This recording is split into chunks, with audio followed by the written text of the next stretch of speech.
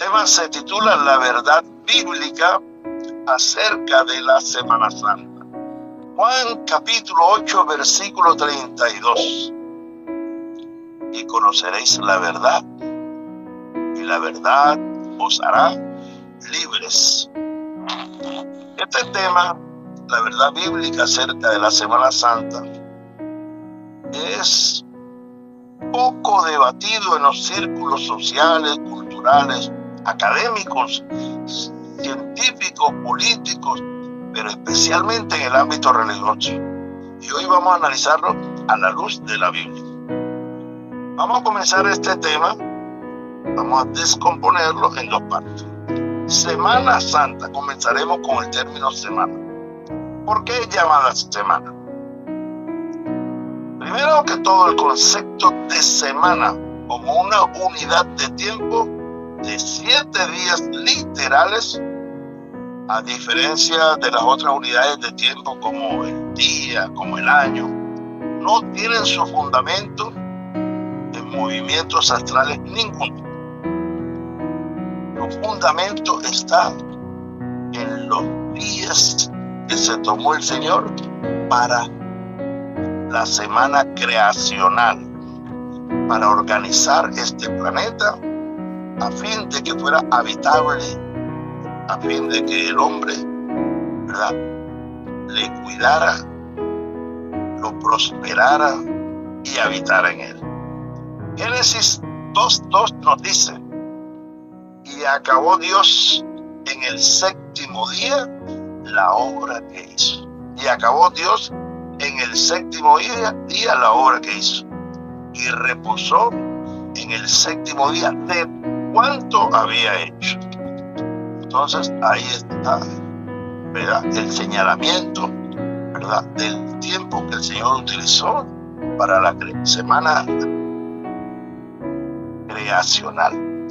La primera vez que la Biblia menciona la palabra traducida como semana es en ocasión, ustedes recuerdan, del engaño que le hizo Labán a Jacob al darle a Lea, su hija mayor, por casamiento, en vez de darle a Raquel, por la cual él trabajó tanto, con la excusa de que no era costumbre dar a una menor primero que la mayor.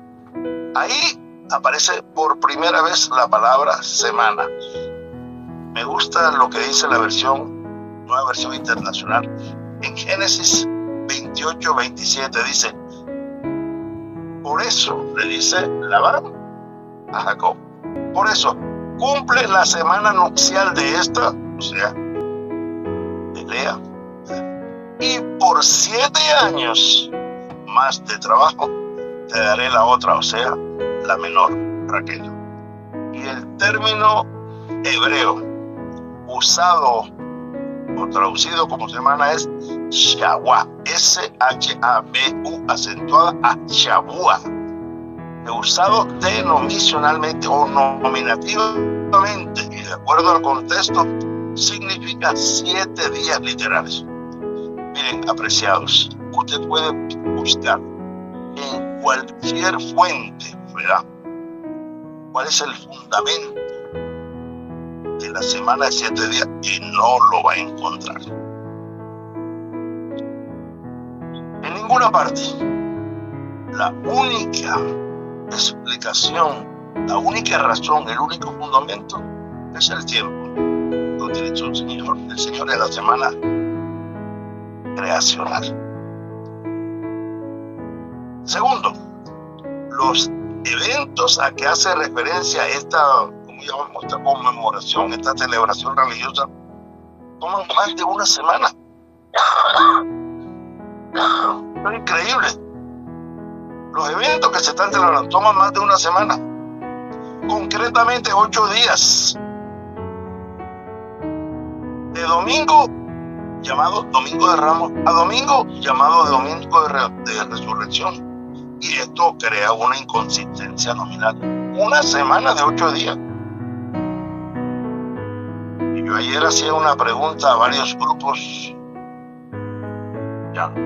Si le apareciera un billete de 75,000 pesos, usted con seguridad lo consideraría falso, porque no hay un original de ese valor. Entonces, ¿cómo consideraría usted una semana de 8 días? Tercer punto que estoy notando: si está tomando el domingo de Ramos como inicio de semana, entonces hay un claro reconocimiento de la forma correcta de contar el tiempo, ¿verdad? Tal como Dios, el autor del tiempo, lo estableció. Usted lee Génesis 1, versículo 5, versículo 8, 13, 19, 23, 31 y Génesis 2, y usted va a encontrar, ¿verdad? En ellos dice, ¿verdad?, la identificación de los días de la semana numéricamente. Ahora nos preguntamos, si el sábado es el séptimo día de la semana, ¿qué orden numérico le corresponde al día domingo? Entonces está clarito que la semana literal tiene 7 días y este es un ciclo que se repite ininterrumpidamente. Y está claro que el domingo procede al sábado, o sea, va después del sábado. Vamos a verlo a la luz de la Biblia, porque es común escrito está. En Marcos capítulo 19, versículo 1, dice el texto: cuando pasó el sábado, algunas versiones dicen cuando pasó el día de reposo, dice, María Magdalena, María madre de Santiago y Salomé compraron especies aromáticas para ungir el cuerpo de Jesús.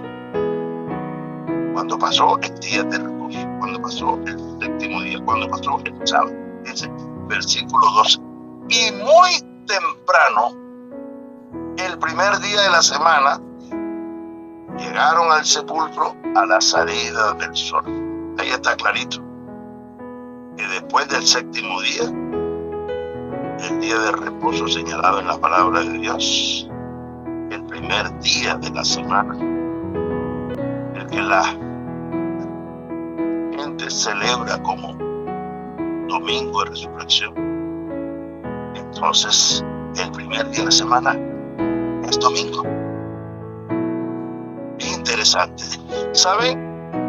El Señor no le colocó nombre a los días de la semana. Le colocó números. Le colocó un orden numeral. Ahora me llama la atención algo. ¿Por qué se celebra la muerte de Cristo siempre en viernes? ¿Por qué? Aquí hay otra inconsistencia. Note usted que este es el único evento en el que su celebración no se entiende en cuenta la fecha en que ocurrió. Por ejemplo, usted se ha preguntado, ¿su cumpleaños usted lo llama por la fecha numérica del día en que nació o por el día de la semana en que sucedió? Ya en su cumpleaños, cada año, en el mismo día de la semana, usted comienza a analizar eso. ¿Cómo así? ¿Por qué se celebra todos los años, cierto, la muerte de Cristo viernes? Y aquí viene una explicación aclaratoria. Miren, la fiesta de la Pascua, aun cuando era un paquete de 3 partes, pero la fiesta de la Pascua se celebraba el 14 de Nisan.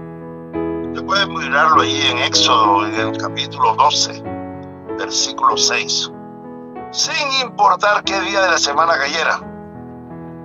Y en el año que murió Jesús, cayó viernes, estoy hablando de la fiesta de la Pascua, el comienzo de la fiesta de la Pascua, cayó viernes. El Cordero Pascual, Cristo, murió ese día tal cual como prefiguró durante 2500 años el símbolo. Ahora escuchen esto. los discípulos, usted puede leer Mateo 26, 19 al 20, tomaron con Jesús lo que se titula la última cena o la santa cena un día anterior. La razón es muy sencilla. Para la fecha profética, ya Cristo estaría cumpliendo. Ya. Él es el Cordero Pascual. Ahora cabe recordar aquí algo, ¿no? En la fiesta de la Pascua, el Cordero Pascual era sacrificado entre dos tardes, o concretamente entre dos oscuridades, o concretamente entre dos noches. Bíblicamente tarde el periodo de oscuridad. Y habría que recordar que el autor del tiempo nos enseñó a contar el tiempo de postura de sol a postura del sol. Entonces, la postura de sol del 14, ¿verdad? De la postura de sol del 13 a la postura del sol del 14, entre dos tardes. Pero ahí se sacrificaba, se preparaba el cordero, se adobaba para luego ser asado, pero se comía en la noche. Y si se comía en la noche, ya no era 14, ya era 15. Era comenzando la fiesta de los panes sin levadura. Este detalle es muy importante. Ahora miren cómo dice Juan 18, 28. Dice, llevaron a Jesús de Caifás al pretorio. Recuerden que el pretorio era un espacio, una tribuna, un espacio en donde con frecuencia se hacían juicios o se hacían eventos dirigidos por el gobernador. Dice, llevaron a Jesús al pretorio. Dice, era temprano, de mañana, viernes. Y ellos, ¿quiénes ellos? La dirigencia religiosa y los principales. Dice, no entraron al pretorio para no contaminarse y poder comer la Pascua. ¿Cuándo? En la noche. Era la costumbre de hacía 2500 años. Cristo vio con absoluta precisión profética el día de la Pascua. 14 de Nisan. Juan 19:31. El evangelista Juan dice, entonces los judíos, relata en Juan 19:31, dice, entonces los judíos, mira a quién se está refiriendo, al pueblo de Dios. Jesús era judío ya que nació en Judea. Entonces los judíos, por cuanto era el día de la preparación de la Pascua, ¿se dan cuenta cómo le llamaban ese día? Y a fin de que los cuerpos no quedasen en el día de reposo, el sábado, para no acarrear la maldición, ¿verdad? Está declarada en Deuteronomio 17, Deuteronomio 21, 22 y 23. Dice allí, Reina Valera 60 en un paréntesis, pues aquel día de reposo era de gran solemnidad. Un detalle muy importante, esto está en paréntesis. Era un día de gran solemnidad. ¿Saben por qué era de gran solemnidad? Porque tenía doble conmemoración. La conmemoración de la santidad del sábado como séptimo día de la semana y la conmemoración del sábado ceremonial por ser el primer día de la fiesta de los panes sin levaduras. Ahora explicamos un poquito más eso. Esta fiesta instituida por Dios mismo. Dice, rogaron a Pilato que se les quebrase las piernas. ¿Con qué propósito? Con el propósito de acelerar su muerte y fueran quitados de allí.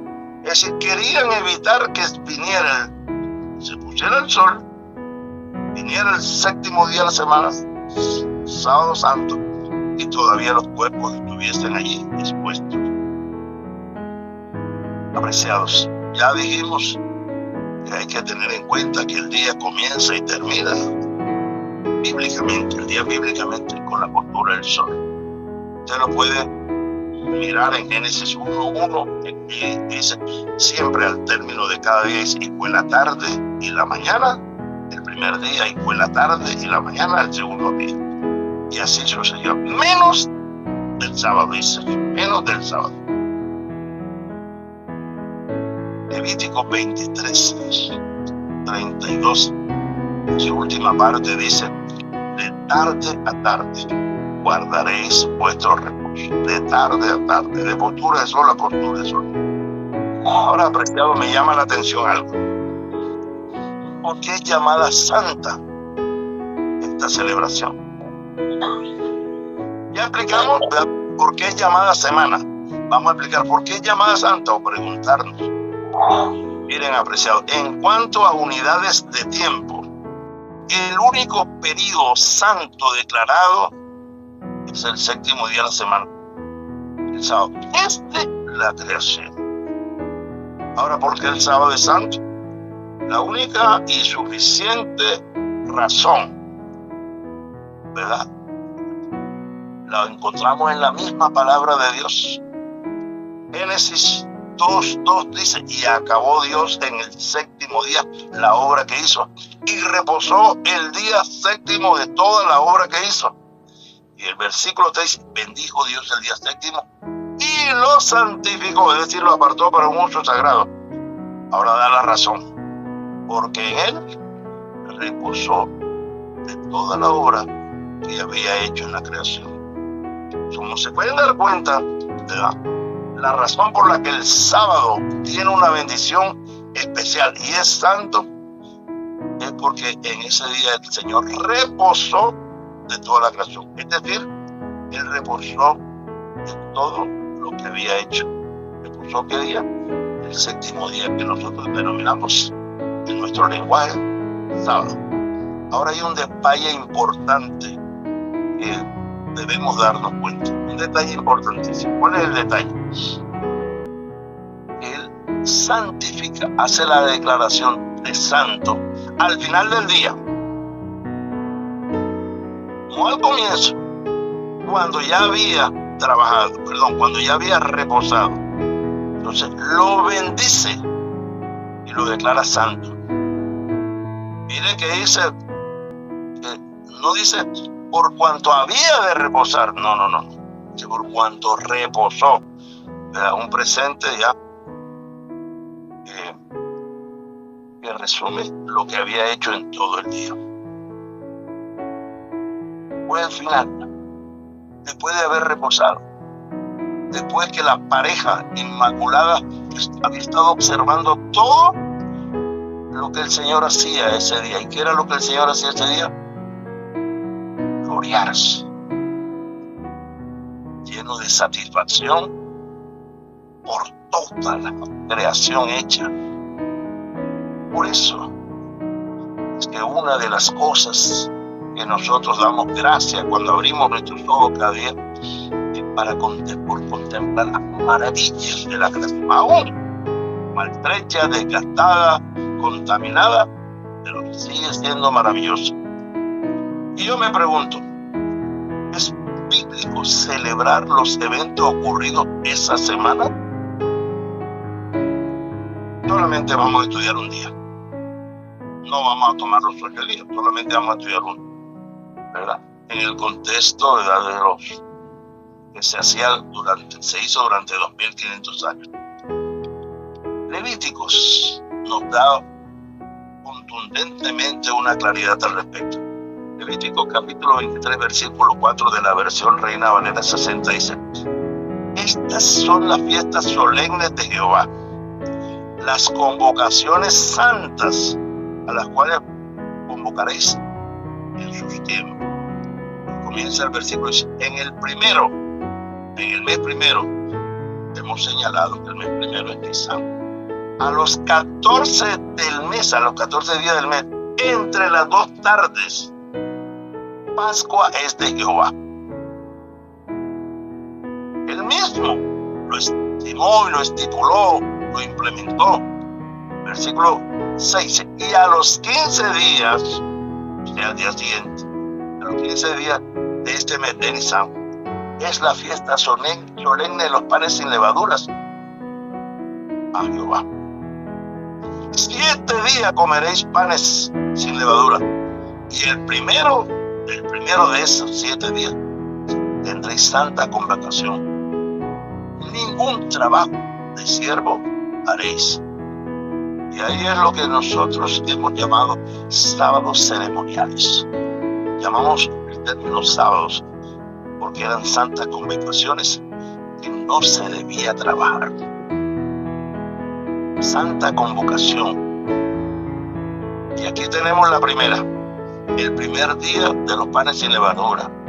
De los 7 días, ya, el primero era santa convocación. Sin importar qué día de la semana cayera, lunes, martes, miércoles. Pero en ese tiempo, en el contexto de la muerte de Jesús, ¿verdad? Ese 15 de Nisan, ese inicio de los panes sin levadura cayó sábado. Por eso, ¿cierto? Llamado doble conmemoración. Algunos le llamaban sábado grande, ¿ya? Porque tenía la celebración de la santidad del 7º día de la semana y la celebración de la santa convocación como primer día de los panes sin levadura. Nos preguntamos, cuando Dios instituyó esto, el que conoce el fin del principio, ¿acaso no sabía lo que se iba a presentar posteriormente? Claro que sí. Miren, nos preguntamos, ¿se debe seguir celebrando la fiesta de la Pascua hoy día? ¿Para qué fue instituida esa fiesta? Para conmemorar el día en que el pueblo de Dios fue liberado de la esclavitud por parte de ¿quién? De los egipcios. Usted puede leer eso en Éxodo 12, del 1 al 13, y ahí está. Éxodo 12, 14, por ejemplo, dice: este día os será memorable, lo celebraréis como fiesta al Señor durante vuestras generaciones por estatuto perpetuo. La fiesta pascual se debía comer un corderito macho de 1 año, sin defectos, perfecto. Lo mejor del rebaño. Eso lo declara Éxodo 12, del 3 al 9. Cristo fue llamado el Cordero Pascual porque Él representaba el Cordero de Dios que quita los pecados del mundo. Es decir, Cristo era la realidad del símbolo establecido en el ritual de la fiesta de la Pascua. Luego de su muerte, sucede algo interesante. Saben que todos sabemos que los judíos, el pueblo de Dios, no le aceptaba como Mesías, no le reconocían. Y ellos siguieron celebrando las fiestas. Ellos siguieron las fiestas. Pero una vez que Cristo murió en la realidad y para siempre, ¿verdad?, no había necesidad de celebrarla. No tenían validez ni significado ese ritual. ¿Por qué? Porque la Pascua había sido cumplida en Cristo. Miren cómo dice Efesios, capítulo 2, versículo 14. Dice: porque Él es nuestra paz, que de ambos pueblos hizo uno, derribando la pared intermedia de separación, aboliendo en su carne las enemistades, la ley de los mandamientos expresada en su ordenanza, para crear en Él mismo de los dos uno solo, un nuevo hombre, haciendo paz. Y Hebreos capítulo 10, versículo 1 dice: porque la ley, refiriéndose a la ceremonia, porque la ley, siendo la sombra de los bienes venideros, no la realidad misma, nunca puede por sí mismo, ¿verdad?, los mismos sacrificios que se ofrecen de continuo cada año, dar perfección a los que se acercan. Al contrario, con ellos, con los sacrificios, se renueva cada año el recuerdo de los pecados. Interesante, recuerden que se hacían sacrificios de continuo mañana a la tercera hora, o sea, 9 de la mañana, y en la tarde en la hora vespertina a las 9, según los judíos contaban las horas de cada día. Ahora hay un hecho bien, pero bien significativo, que vamos a traerlo enseguida a colación aquí para ilustrar esto. En Mateo 27, 45 dice, desde la hora sexta, que nosotros sabemos, en nuestra forma de contar el tiempo actual es el mediodía, dice, hubo tinieblas sobre toda la tierra hasta la hora novena, o sea, hasta las 3 de la tarde. Del mediodía, de las 12 del día hasta las 3 de la tarde. Dice, cerca de la hora novena, o sea, ya llegando la hora novena, Jesús clamó a gran voz, Elí, Elí, lama sabactani. Esto es, Dios mío, ¿por qué me has desamparado? Y miren lo que dice el versículo 50. Mas Jesús, habiendo otra vez clamado a gran voz, entregó su espíritu, con E minúscula, su espíritu. Dice, y he aquí, miren este hecho, el velo del templo se rasgó en dos, y hay un detalle maravilloso, de arriba a abajo. Dice, y la tierra tembló y las rocas se partieron. Apreciado, aquí se está hablando del velo que separaba las dos partes del templo, del lugar santo del lugar santísimo. El detalle que se rasgó de arriba abajo denota que una mano invisible y de arriba, ¿verdad?, hizo posible la separación en dos partes de ese velo. El lugar donde Dios bajaba, se mostraba su gloria, ¿verdad?, que antes era oculto, ya quedó abierto, expuesto. Allí llegaba el Señor y su Shekinah era mostrada ya en comunión con el sumo sacerdote. Pero ahora estaba abierto a los ojos. Ya no era más santo, ya no era más exclusivo, ya no era más sagrado. Ese era el lugar de la cámara de audiencia sagrada de Dios. Pero ahora había quedado expuesto ante todo una evidencia más de que las celebraciones de esa fiesta ya no tenían validez. ¿Por qué? Porque el Cordero de Dios que quita los pecados del mundo había hecho posible, ¿verdad?, pagar la deuda contraída por el hombre por medio del pecado. ¿Saben que la hora de la muerte de Jesús fue exactamente la hora del sacrificio vespertino de los que se hacían en el templo? Pero ya no era más necesario. Sin embargo, el pueblo de Dios lo siguió celebrando.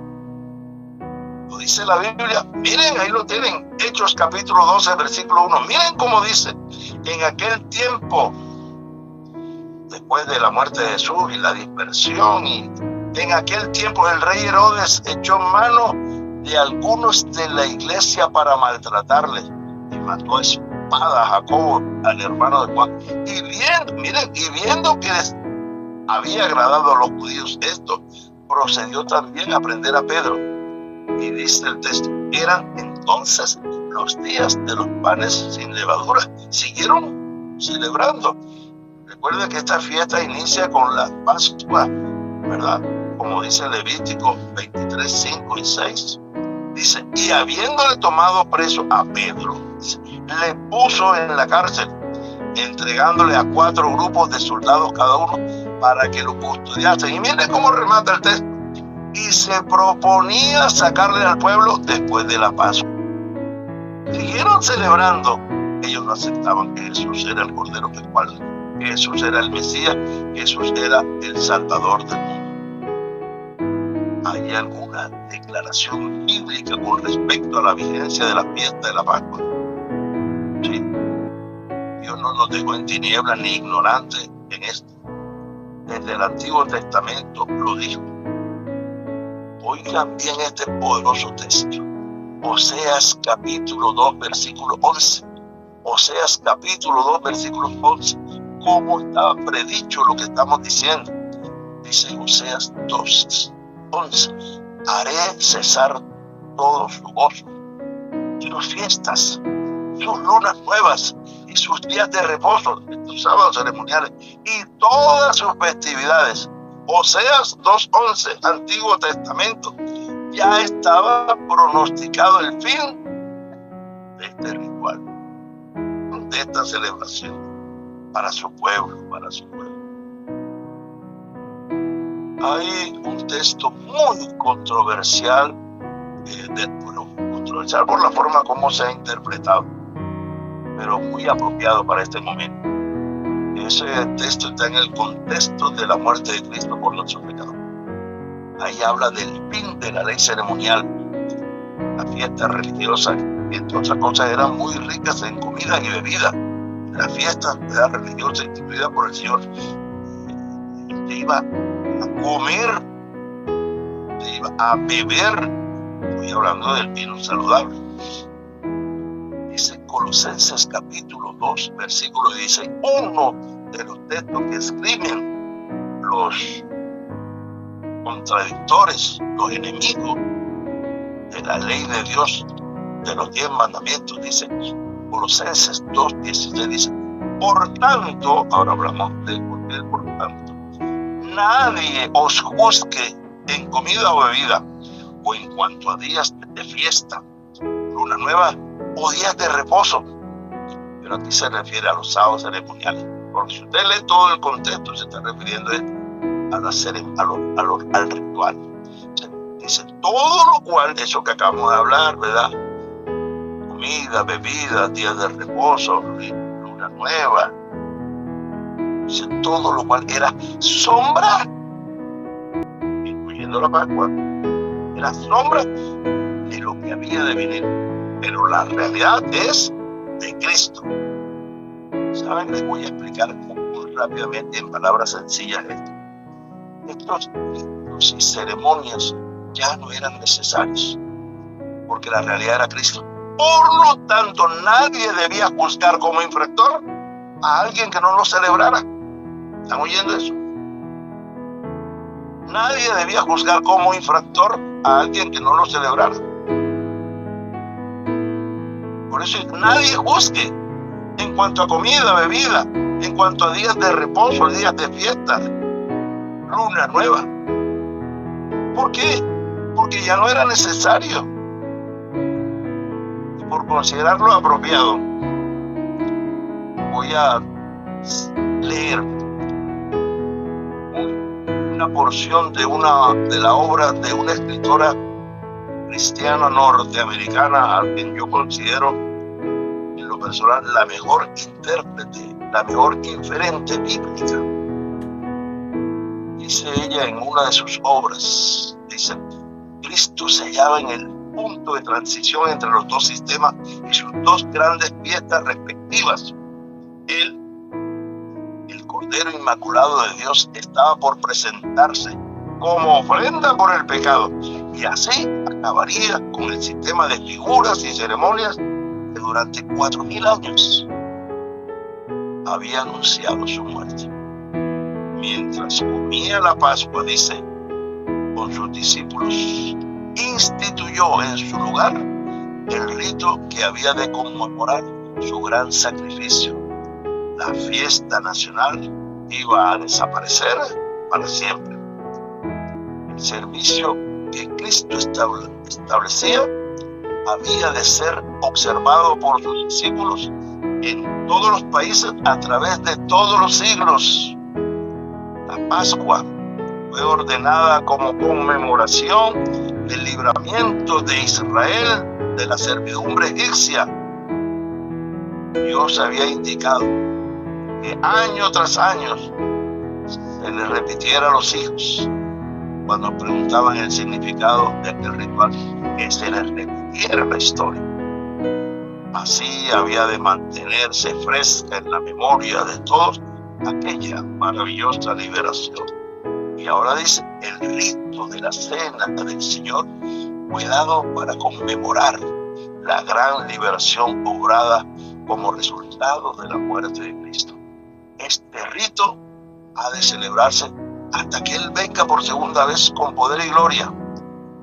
Es el medio por medio del cual hay que mantener fresco en nuestra mente el recuerdo de su gran obra en favor nuestro. Como escrito está, lo dice 1 Corintios capítulo 11 versículo 24. Y habiendo dado gracias, estamos hablando de la institución de ese ritual de la Santa Cena, y habiendo dado gracias, lo partió y dijo, tomad, comed, este es mi cuerpo que por vosotros es partido.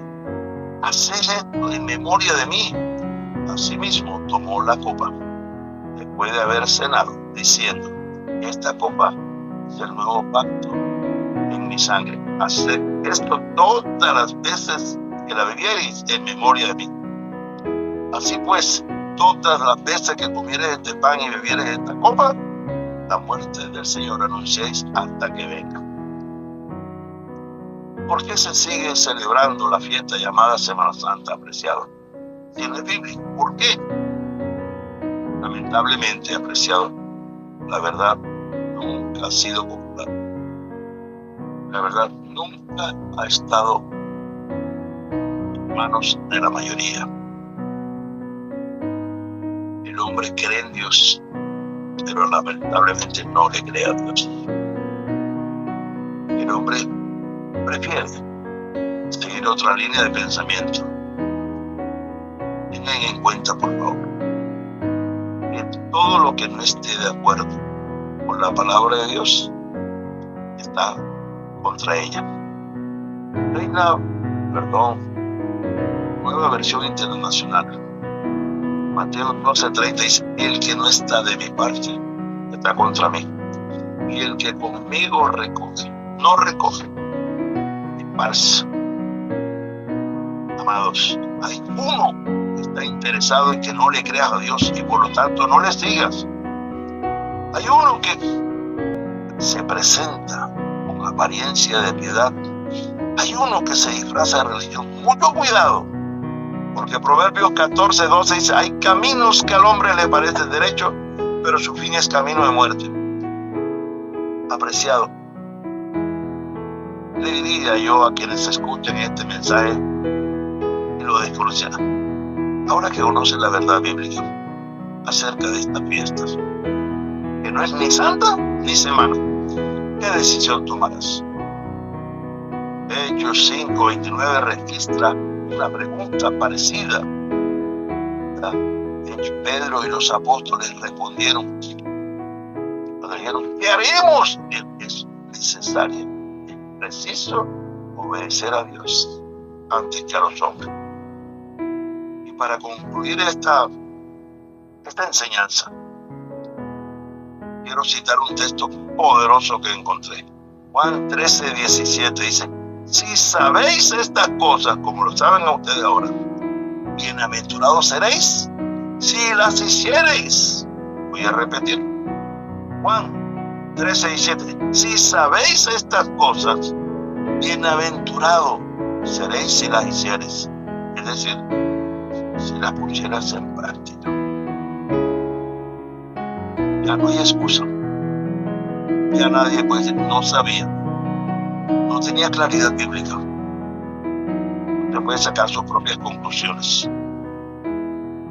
Pero a la luz de la Biblia hemos mostrado, ¿verdad?, lo que Dios ha registrado con respecto a esto, que la tradición y algunas denominaciones celebran en esta semana. Mucho cuidado, porque esto no proviene de Dios. Esto es invención humana, transmitida de generación en generación y con el patrocinio de quien ya sabemos. Hay caminos que al hombre parecen derechos, pero son caminos que conducen a la perdición.